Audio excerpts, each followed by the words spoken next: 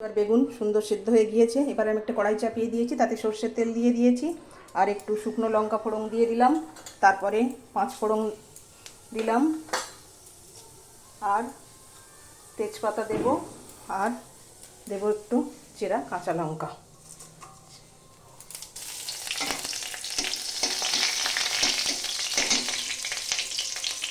এর মধ্যে দিয়ে দেব জিরে গুঁড়ো, 1 চামচ দিলাম জিরে গুঁড়ো,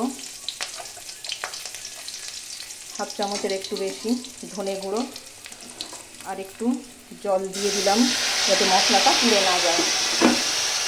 এইবারে এর মধ্যে দিয়ে দেবো শুকনো লঙ্কা, লঙ্কাটা ঝাল মতন স্বাদ মতন যে যার দিতে হবে।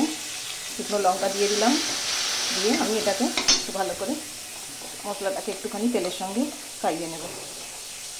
আর একটু কম মনে হচ্ছে মশলা, একটু ধনে গুঁড়ো আর একটু জিরে গুঁড়ো দিয়ে দিলাম।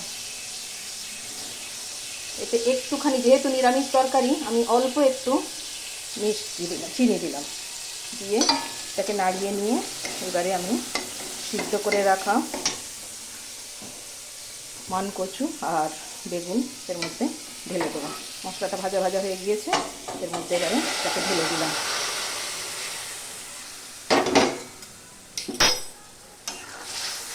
আর একটুখানি জল দেব, কারণ এটাও একটুখানি ফুটবে।